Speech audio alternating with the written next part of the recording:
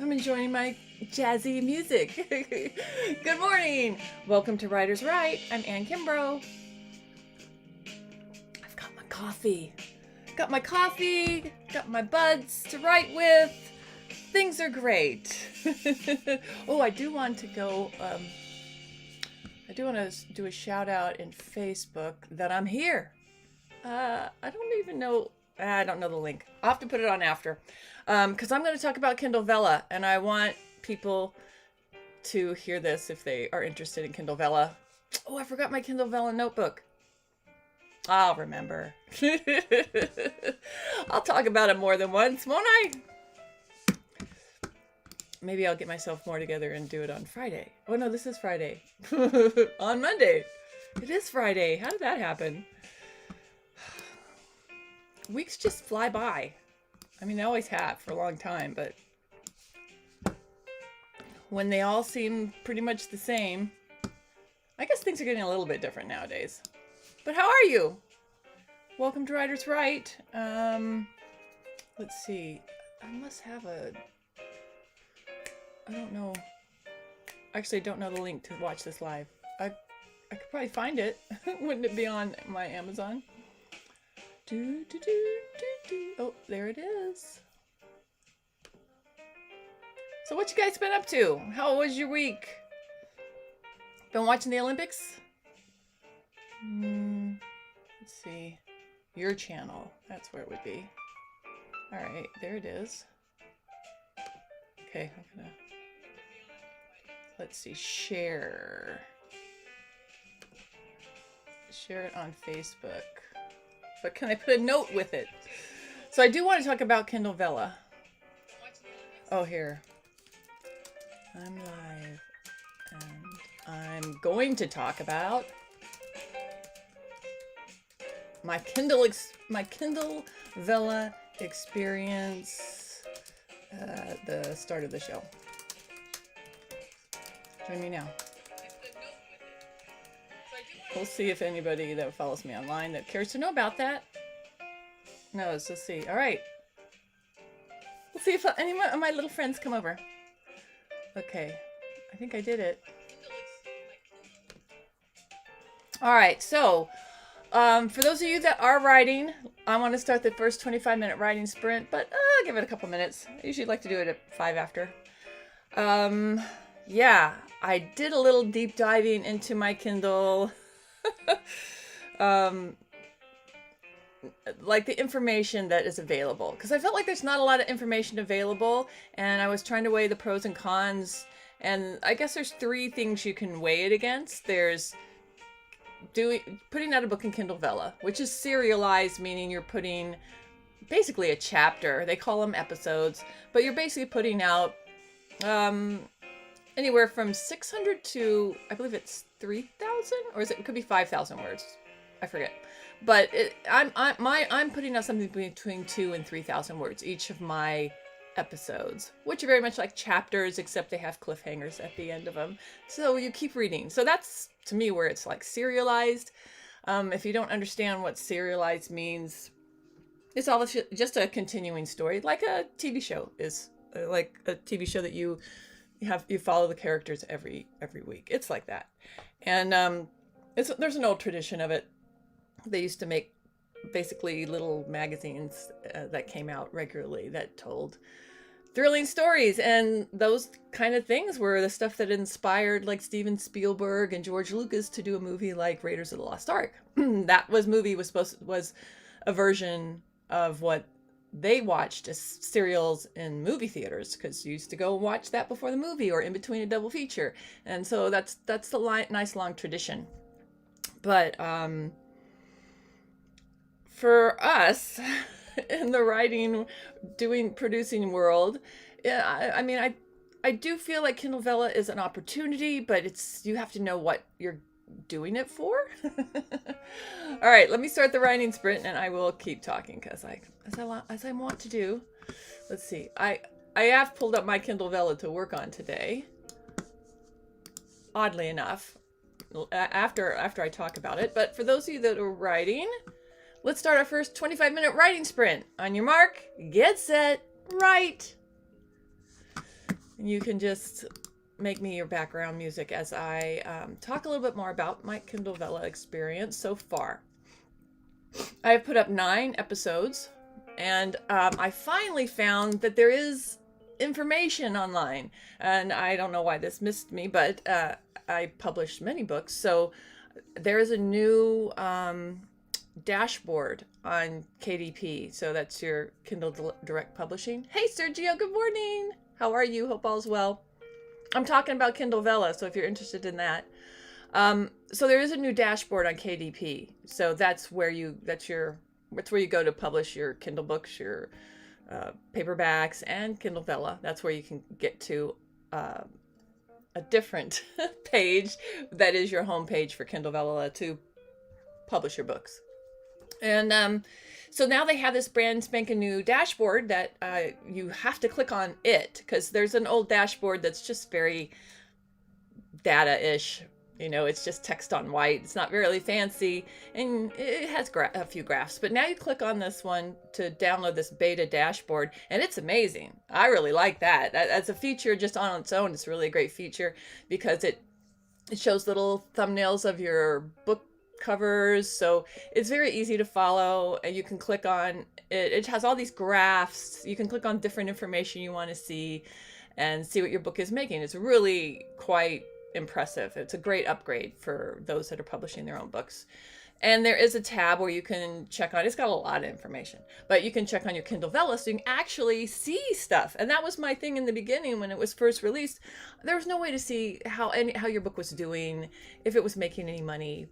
And I think Kindle Vella is for some people, but mostly I think it's for Amazon, which is fine. It is their platform. It makes sense that they create things that actually have their people producing their content driving more people to their website. And I think it does probably well at that. I tried really hard to promote my book when it first came out, my Kindle Vella book. And I definitely drove some people to Amazon. But here's the thing. So, but when it comes to making money, I made no money. And I didn't really think I'd make much, but I wanted to see that if I made something. So the first 3 episodes of your Kindle Vella book are free. Everyone's are free. So I think the biggest probably benefit outside of Amazon using it as a tool to drive people to their website is that it's great for readers, because you can go and read 3 chapters of a bunch of books now, and you could just wallow through a bunch of them and probably find some winners that you really like and some new authors. So if you were into that, going, I don't know what to read, go to Kindle Vella, because I could almost guarantee that most of the people writing on Kindle Vella that you would look at in the featured section have other books. So it would be a great way to, for free, check out and find somebody, and then go to Kindle Vella and buy those books. No, go to Kindle and buy those books. But for us, it's like Kindle Vella versus Wattpad, because to me those two are very comparable, just because it's the same kind of thing that you can take a work in progress and put it out there. So if that's your thing, look at those 2 options. I think Kindle Vella beats out Wattpad in the sense of you could get paid something. I don't know. But to me, they're about the same thing. The people aren't going to find your book on these sites if you don't drive them to it. They're not just going to stumble across it and suddenly you are a best-selling author. That's not going to happen. And if that's your goal, please find a different avenue to get there. You probably need to write something and go the traditional route if that's your goal. If you want to slowly build something, if you want to create IP and put it out there, then maybe these are for you. But to me, I'm comparing Kindle Vella to Kindle. Like, which one is worth my time? Because no matter what you do, they're going to take a lot of effort. So I'd rather drive people to my Kindle because I can make more money there. So here's what it looks like right now as far as with the information Kindle is giving you through the Kindle Vella new dashboard. And it's that it's going to be really, really hard to make money unless you have millions of people coming to buy your book. And if you had millions of people, or even hundreds of people coming to to read your book, why wouldn't you want them to go to a Kindle book where you're going to obviously make more money? So how the split works. Everyone pays, well, let's say it's $1.99 for 200 tokens. And to read one episode, it varies based on the words, the word count. But like mine are anywhere from 23 tokens to 30 tokens, let's say. So, hey, Andrew. Missed you too, man. I hope you're not working too hard. Come back soon. I'm talking about Kindle Vella experience. But so here's my biggest takeaway that I've learned from Kindle Vella is that right now Kindle Vella is giving everyone 200 free tokens. So when I go into my dashboard to look at how much money I've made off of all 20 to 30 people I've driven to Kindle Vella to check out and give me a thumbs up, I've made no money because they're free tokens. Kindle knows if the tokens being used were free or paid for. But here's the thing on top of that, because I bought tokens and tried to test the system, and I bought some of my books, and those books I did not get paid for either because they count your free tokens first. So I got 200 free tokens they give anybody. I think they're still doing it. And then I bought 200 tokens. So I have 400 tokens. Until I use up those 200 free tokens, whatever I purchase will not earn anybody any money. Because obviously I didn't pay for them. So that makes sense. It's logical. But if you drive a bunch of people to your Kindle Vella book and they're only using free tokens, clearly you can tell you're not going to make any money. Nobody's making any money, except Amazon, because they're brilliant and they're getting a bunch of people to come onto Amazon. And usually when you're in a store, you buy stuff. So that's how that works. It's a great tool for them. Well, your fiance. Well, that's a good reason. Happy. You're getting married this Monday. Oh, Amber got hurt again? Oh, I'm sorry. Please, that's good news, bad news. I'm sorry about Amber, but I'm really, really happy about you guys. Congratulations. Oh, you sit still from that accident. Well, I hate it when a puppy's hurt. I know she's not a puppy anymore, but that sounds painful. Oh, poor girl. Well, congratulations on the wedding. That's fun. Have a blast. Those are very, very special times, and cheers. I'll coffee cheer you. Chink. Yay, Andrew. You got to drink to it, or it's not official. Anyway, to finish my Kindle Vella rant, my feeling is if I'm going to put all that effort into a book, and you're going to put the same amount of effort into a Kindle Vella as you are just a Kindle book, so why wouldn't I just do Kindle? I mean, the only reason to do Kindle Vella is if you had a work in progress and for some reason wanted to put it out there and test it.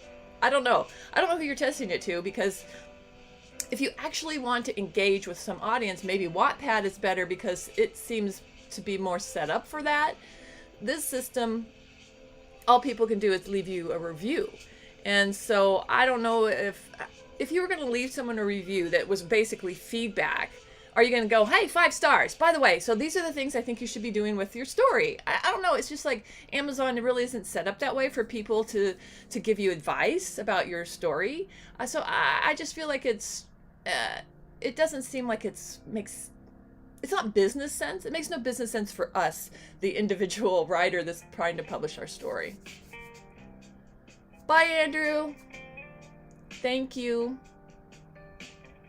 You were in our thoughts too. Really appreciate you for popping in, and congratulations on the wedding. I want to see a picture. Cheers. I'll try to catch the bouquet.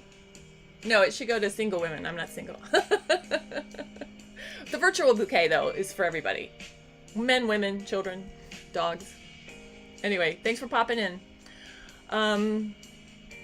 So here's the deal with Kindle Vella. So the 2 big flaws. If you want to know what you make 50% off the purchase price of these tokens. So whatever someone has spent in Kindle Vella to purchase tokens, and how many of those tokens are then spent on your episodes of your book, you make 50%. And, but to me, the little catch that I didn't realize is that I'm initially driving all these people to Kindle Vella to read and thumb up my book. Those people obviously are reading, most of them are reading the first 3 episodes, which are free. It's always going to be free. So you're not going to make any money on that. The people that actually keep reading, they're using free tokens. So that's all free. So, I mean, at what point do you actually decide to start driving people to your site? So once again, building your own platform is important. The only people that are going to make money on Kindle Vella are people with a platform that can drive a bunch of ton fans. I mean, if you were someone like Stephen King, you're going to have avid fans, and they're going to read anything that you put out. So this is another tool. But, so, you know, Stephen King would be a no-brainer to write serialized content because he did it. But even him, I would say, why? Why would you be on Kindle Vella? Why would you just put it out as a Kindle? So, because you're going to make more money. The split is better. And people are buying your book. They don't have to buy tokens and then have many options of where to spend them. So, and as for a reader, I think initially is a great way to find new authors, because I guarantee you that most of the featured authors and the majority of authors you're just going to stumble upon if you go through the first couple of pages of how they recommend people to you are going to be people that probably have other books. So go in, read the free stuff, and then go on Kindle, go on Amazon and search their name and try and see what other books they have that you can just purchase the book for $1.99, and you don't have to go through this rigmarole to read a chapter.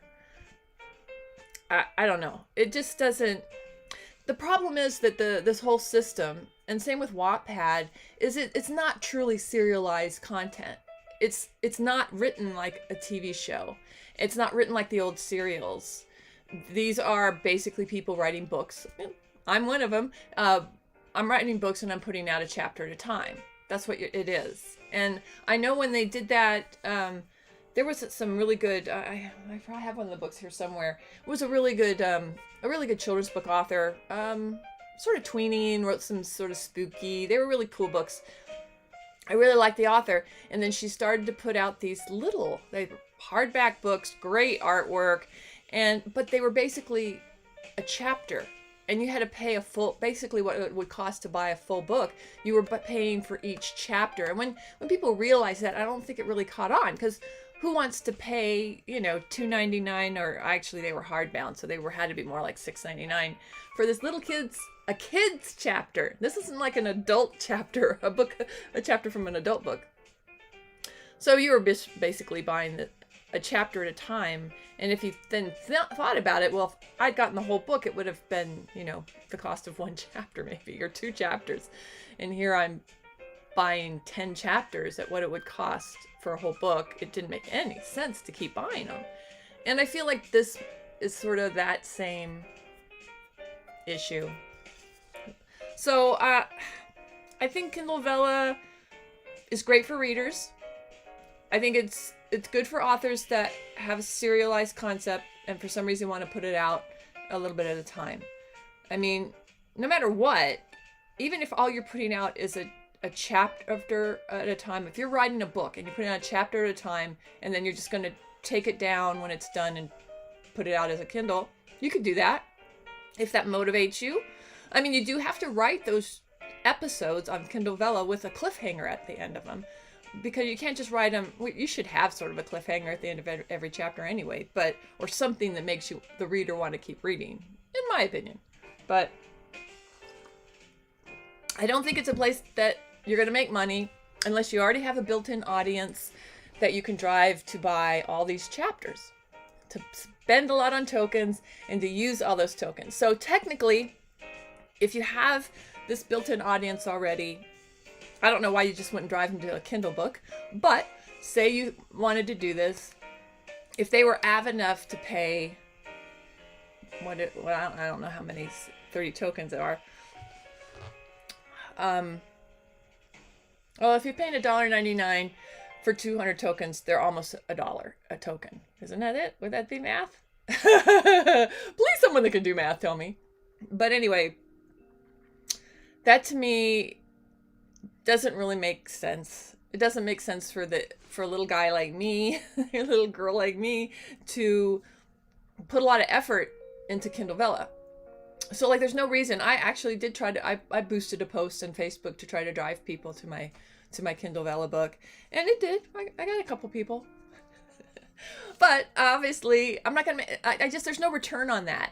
So you boost a post, you could boost it for whatever amount you want. I usually boost it for like $20 or something. I think in this case, I had promoted some other books, so I had a $20 credit for using the system. I don't know. So it cost me like $5. So it cost me $5 to send people to Amazon who, I don't know if they even got my book. But if they did, they got it for free. And free promotions are a thing. But the bottom line is, we're all trying to reach the biggest audience. I don't think you publish books without wanting to make money off of them, to get something compensation for your time and your effort. I mean, I only do books because I really enjoy creating them, but it'd be nice to earn something for that time as well. Otherwise, you got to end up doing something else. Otherwise, it's just a very fun hobby. Anyway, I don't personally see the benefit of Kindle Vella for your independent producer of content. I think it's just it's like a cool shiny new toy. It's fun to check out, and you should assess it yourself, but you're not going to make a lot of money. And if you have the fan base to actually drive people there to purchase stuff, you're still not going to make as much money unless they're like a really lot of them. A really lot of them. I have great English. But, I guess if you make them pay, if people pay for each chapter of your book, it's obviously going to make you more money than because they're going to pay, even if they just pay 25 cents per chapter, that's going to be a lot more money to you, because you're not going to sell your book on Kindle for that amount of money.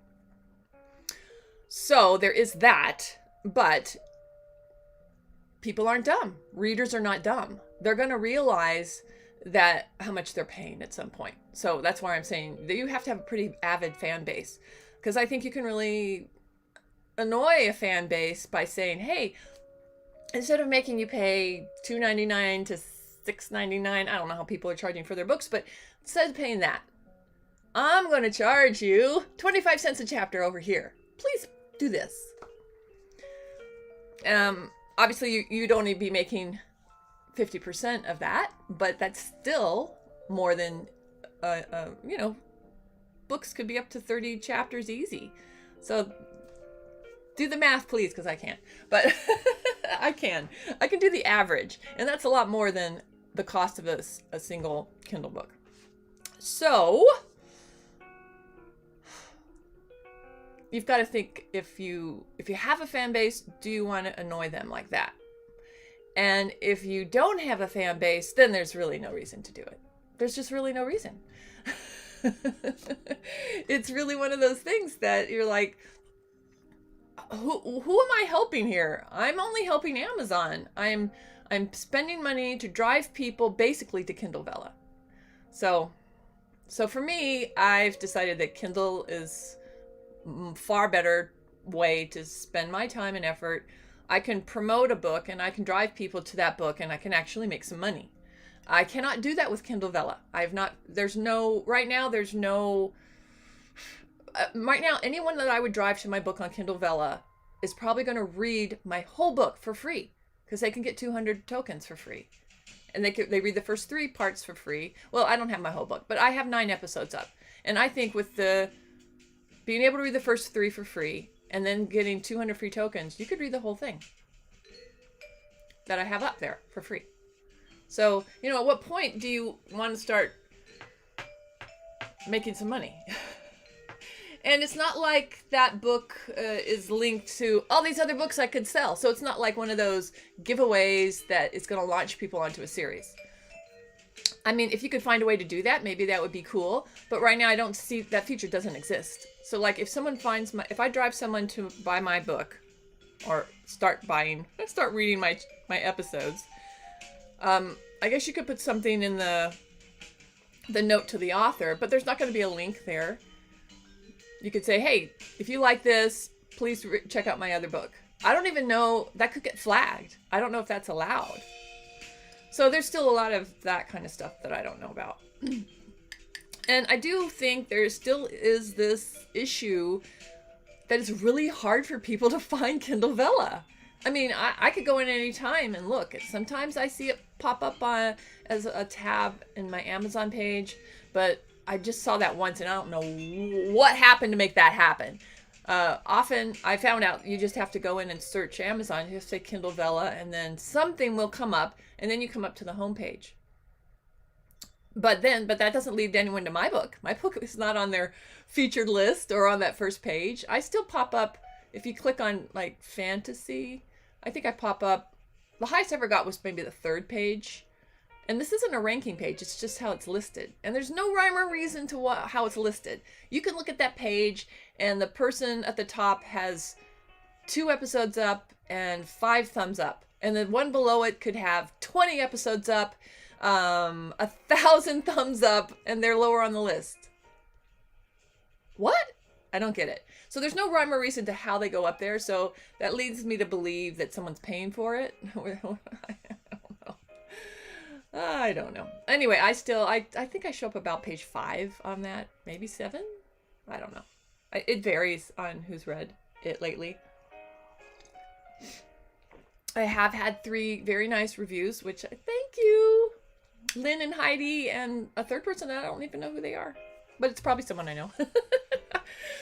It's a nice company thought that somebody found it that doesn't know me. But anyway, for me, Kindle Vella, I'm going to I have one more chapter here in the works. Episode, sorry. So I will finish it and I will put it up there. And I really like this story that I'm working on. So I think I will, I'll keep working on it. I mean, it's there, but eventually I'll just take it down and publish it myself as a Kindle book. To be a companion piece to the audio drama podcast I started on it. Which, that's another story. So, but overall, I would say it's good to test out these new things.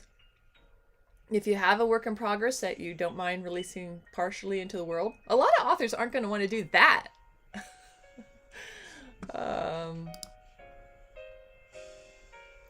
I don't want to dissuade you from doing it, but for me, I'll probably put up a 10th episode, but that's probably going to be it.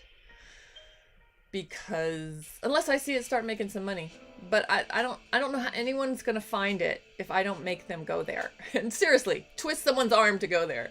And so it's just going to be my friends. And that's the part I'm always trying to get past. I have great friends and, oh, you guys out there, you're so wonderful and supportive. But I want to find fans that don't know me, really. I want to find people that love my writing and are like, oh, I want to read every book in this series. I want to find fans like that. And don't we all as writers? So Kindle Vella isn't going to do that. I mean, I have to put a link for people to go directly there for them to do it. You cannot put my book title, my Kindle Vella book title in. Even if you put it in with my name, it's going to go search Kindle. It's not going to go to Kindle Vella. And to me, that's a really big flaw in the system. Plus how hard it is to find Kindle Vella. So I don't know. I'm sure they'll improve on those kind of things. They have to. I haven't complained, but I figure they have beta testers that have to be telling them that the system is very not user-friendly on multiple levels. All Our first writing sprint is over. Woo woo! And my talk of Kindle Vella is over. User beware, I guess would be my final thing. It's a cute little idea, but it isn't for me. It isn't for a writer on my level. Unless you want to release a work in progress and send people there to give you feedback. But you're going to have to send people there. All right. Let's send people to coffee, shall we? Let's see. I don't think this will work if I... Oh, not at Tim Hortons. Where's my... Somebody stole my trash. They probably dumped it for me. I'm going to have a half calf. Green Mountain. Have you guys tried half calf? It's not bad. I like it as a second, for my second cup for the day. Which I haven't had much of the first cup. That's okay, I can heat it up later. Well, after kind of bashing Kindle Vella, sorry Amazon, I love you for many other reasons, but it's not for Kindle Vella. Except as a reader. I really, if I had the time, I would dive into it. But I am going to work on the second writing sprint. I am going to work on my episode 10. Right now I'm calling it Answers.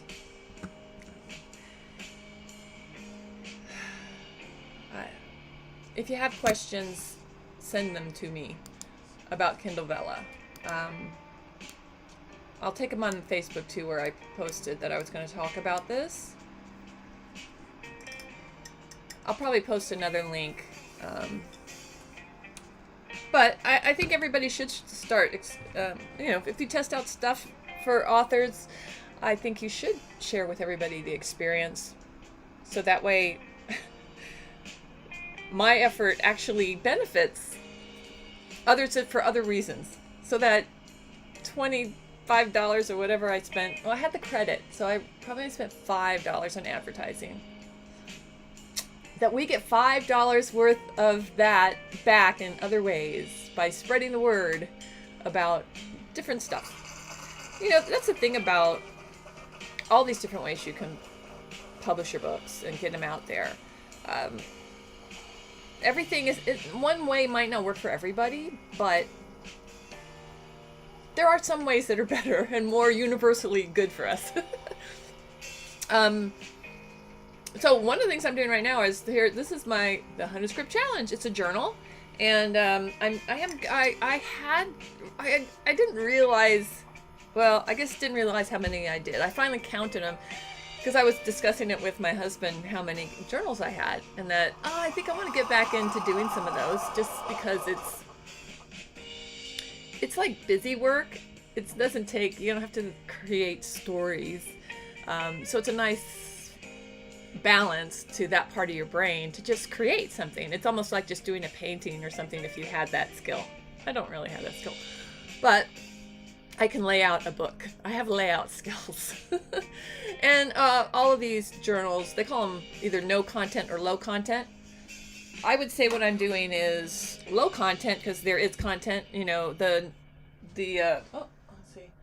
no content versions are just like basically a pretty cover with, I don't know, like some kind of form that's on every page that you fill out some details, some kind of journaling for whatever reason. So I created 7. Whee! Time for some creamer. Can you see it? Oh, I don't want to put that much in. Shall you have some coffee with your cream, man? Why, yes, I will. All right, let's see. Stirring becomes imperative at this point. Oh, I wish you could smell it. Imagine coffee. That's what it smells like.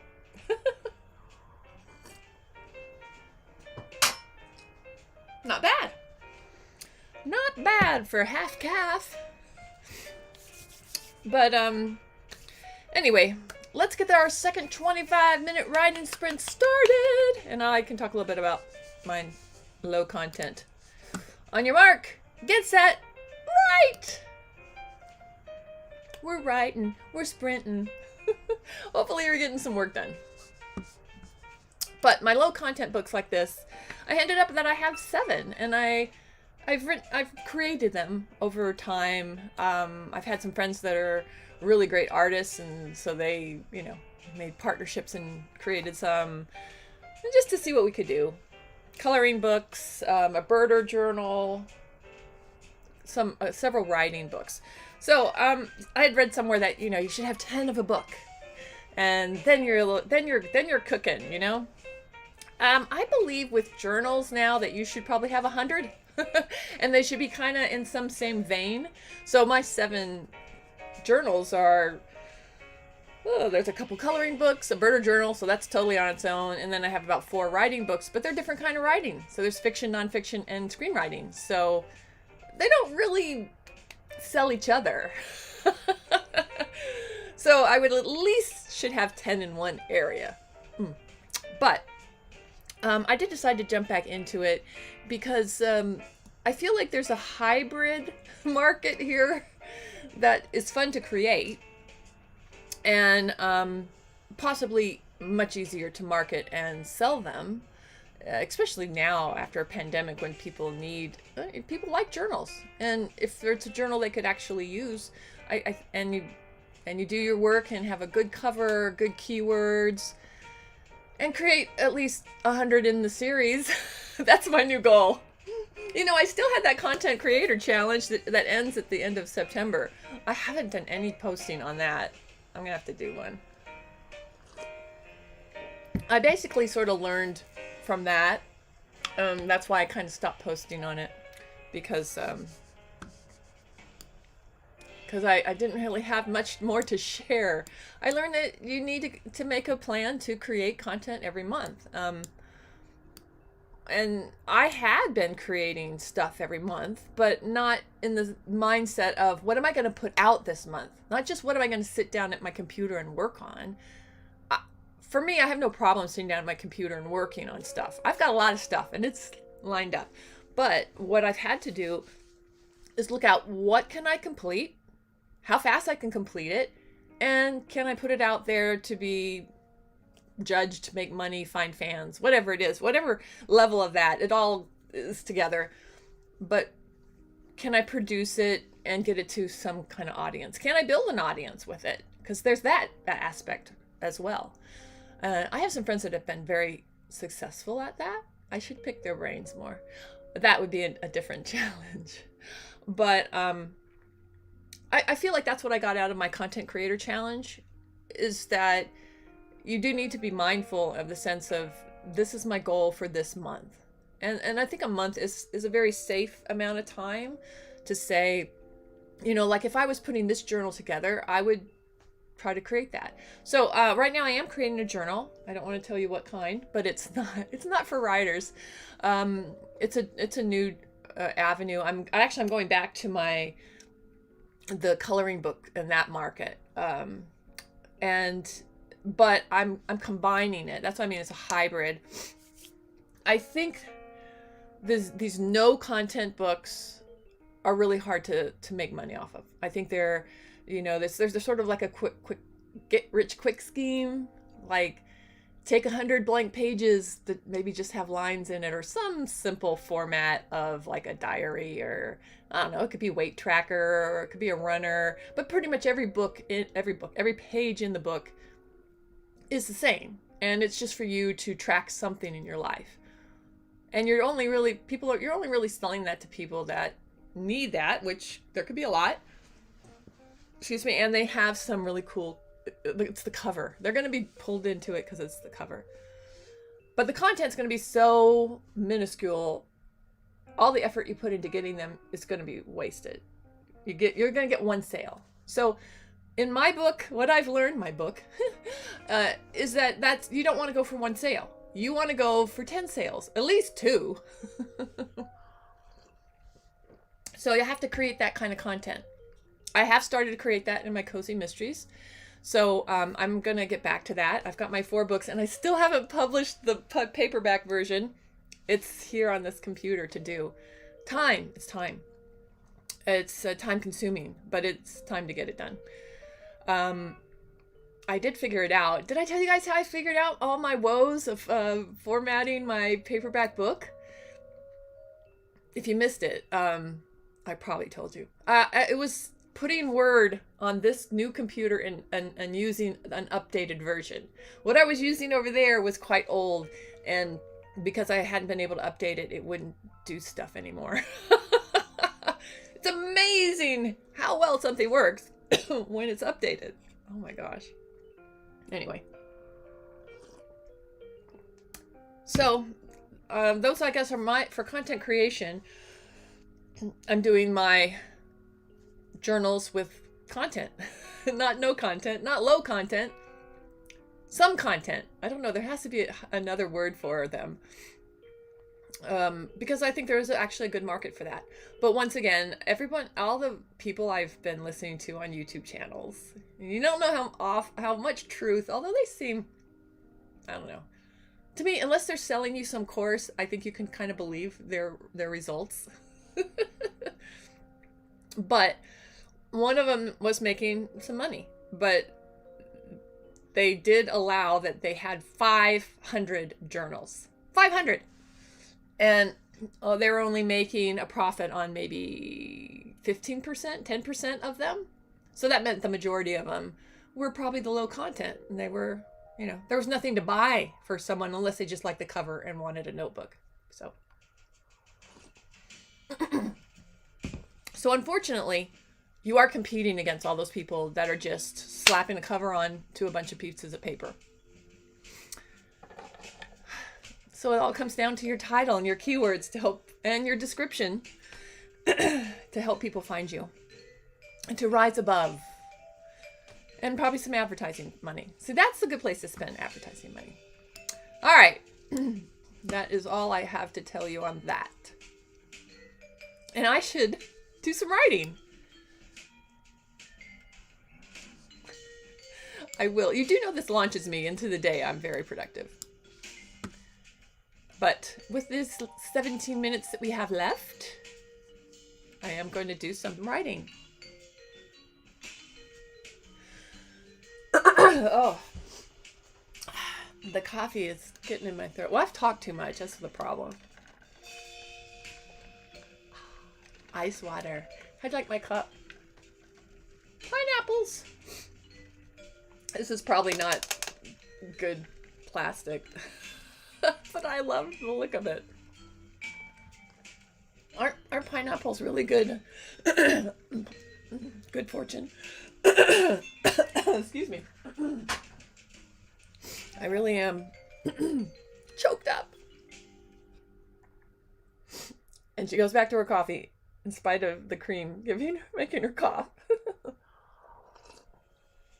It's an addiction, man. Coffee.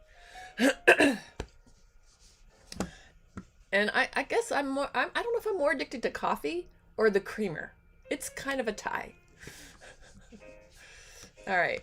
Let's see. What have I written here? What has she written? I haven't looked at this for a while. I really want to get back and doing the podcast for this, the audio drama. It was really fun to do, but so time consuming. Yeah, I'm still working on the I Scary one with my son. We still haven't really figured out our release date. I decided I had to make an executive decision and say we cannot pick our release date until all the episodes are done and edited. It's just the only smart way to go. I mean, no one's waiting for us to do it. So there's really, we're not letting anyone down, but just our desire to get it done. So we have to actually get it done before we're going to release. And I decided that we should have like a season. And so the season's going to be 26 episodes. When that season will run, don't know yet. But I'll let you know. I'm going to promote it big time. But yeah, and I'll let everyone know here. But the goal is to find people that just love those kind of scary news shows and try to get them to watch.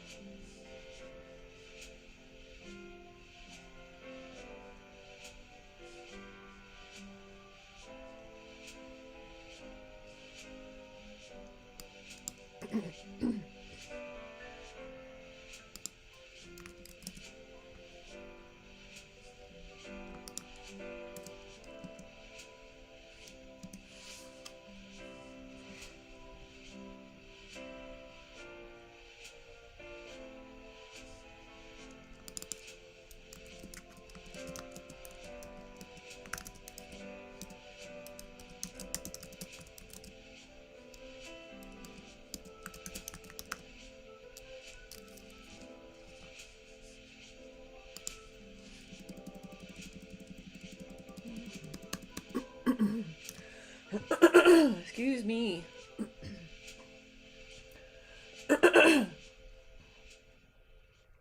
It's the weather here too. What's the weather been like where you guys are? I swear stuff is in the air.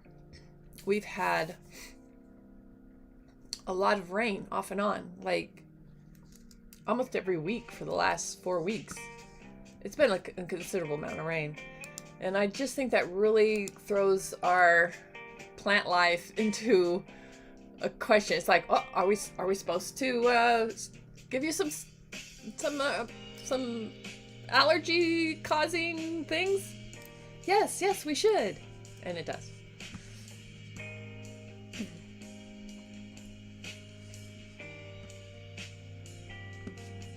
Let's see. Oh, hey Kelly. Thanks for checking in. If you're interested in Kindle Vella, I did the first whole 25 minutes I talked about my experience with it, so you'll have to see the replay. The screenplay's coming great. Oh, cool. Way to go, Kelly.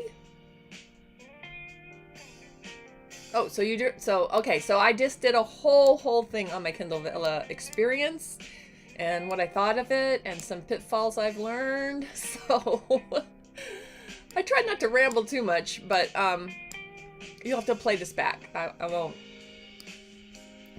go, oh, you got an editor. Very good. It's great to find something that makes you accountable and can help with you, structure and grammar and all those good things. For me, my screenplay is going very well. I'm kind of halfway through it. It's my writing partner. It's in his hands, so I get a break, which is always nice when you get to hand it off to your writing partner. So I'm basically waiting for his feedback on what I've written. We did share the first, kind of the first act. But most of the first act. I can't remember where it broke, but I know it was missing the turning point of the first act. We shared that with this other producer we've attached that helped us secure the rights to it. And he's also connected to the story. And that was not the best fun to get his feedback. Not in the sense that he disliked it. He really did. He said that we were really getting the main subject, who he was like and what he felt like. But then he asked all these questions. Like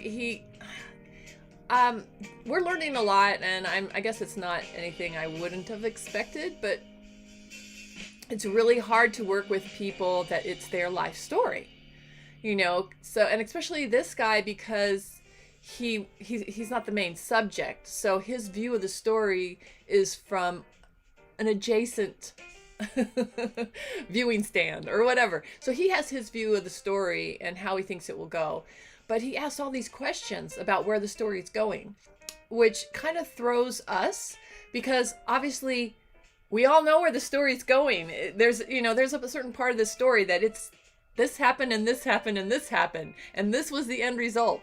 That's all going to be there. And for him to question where the story's going, well, you lived it. You know where it's going. We've discussed it. So I think what we thought he could really help us in a technical aspect, because there's a technical part of this where there's jargon that, we'd have to do a lot of research to make it authentic. And we really were going to rely on him for adding that element to some of the action scenes and stuff.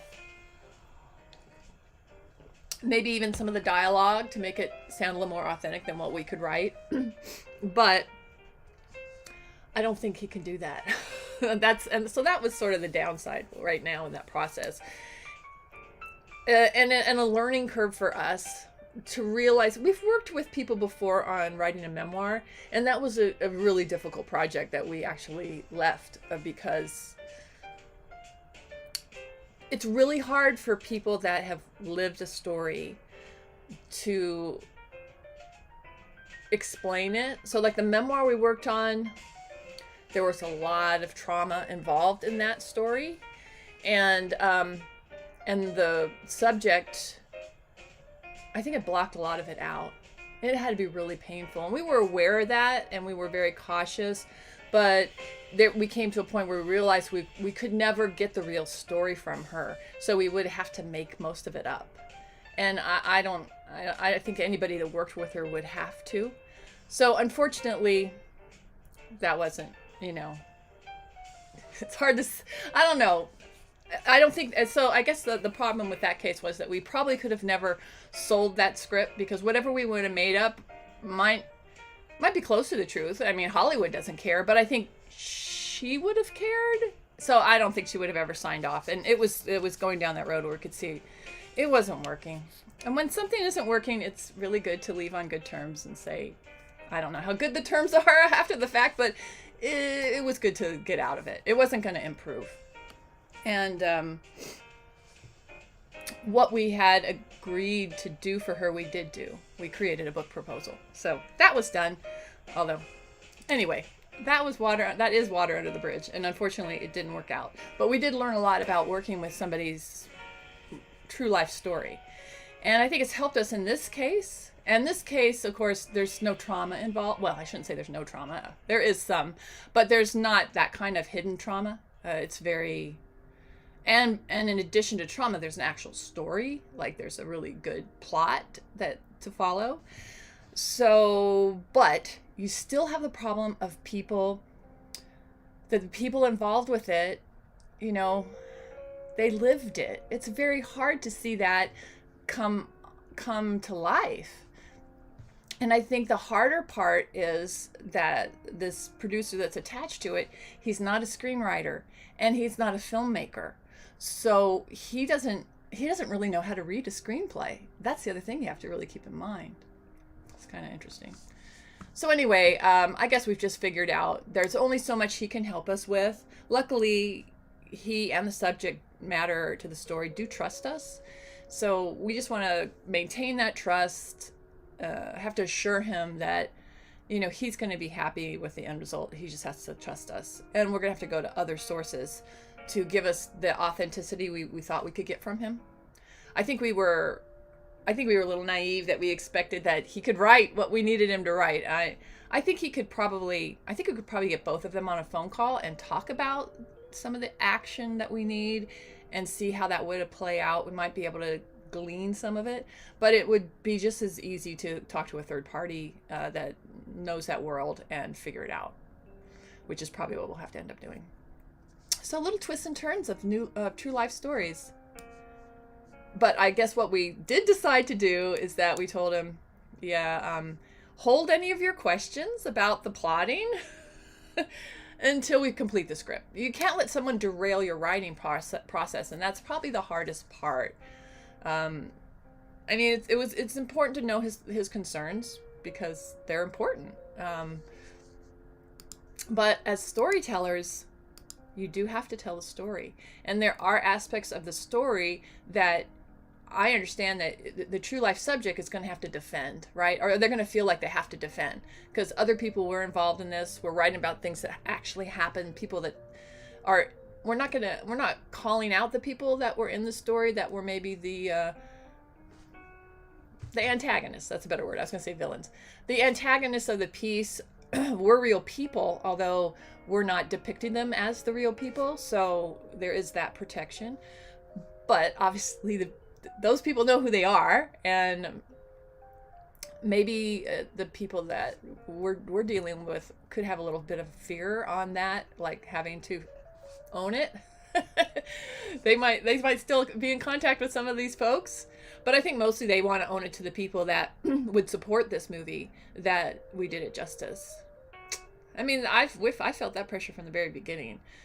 When you're working directly with someone and writing their life story, to do it justice, yet to still make it cinematic.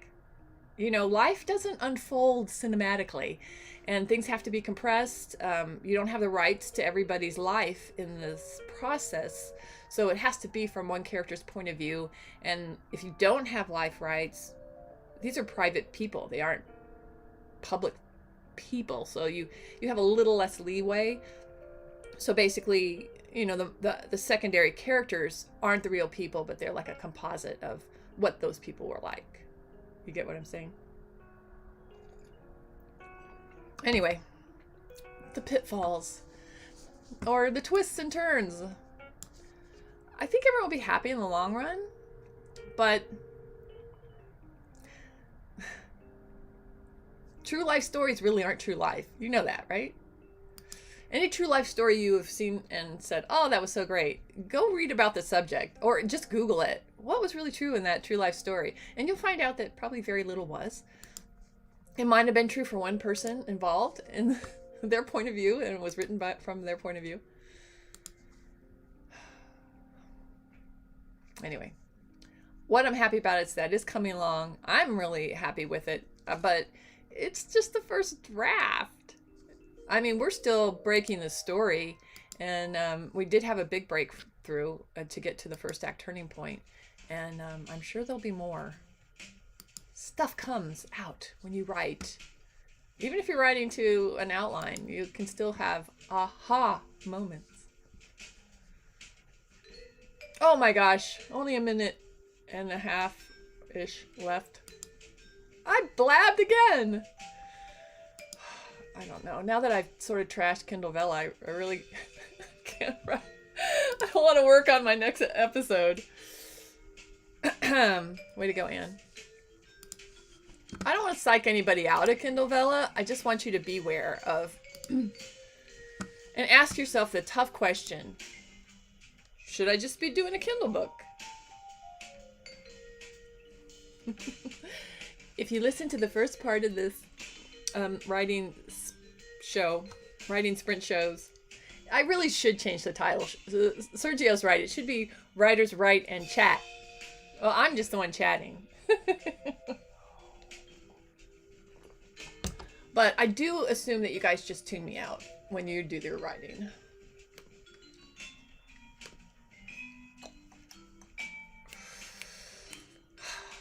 Get that last bit in.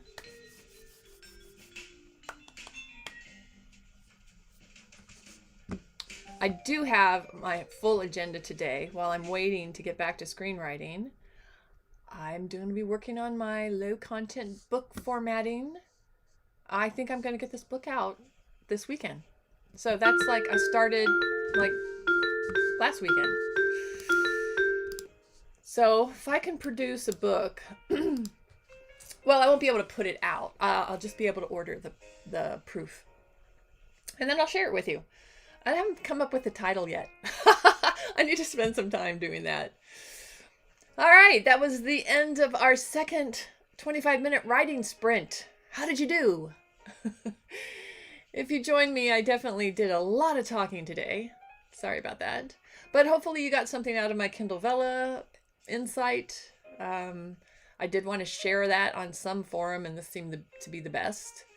And of course, it's always fun to talk about screenwriting.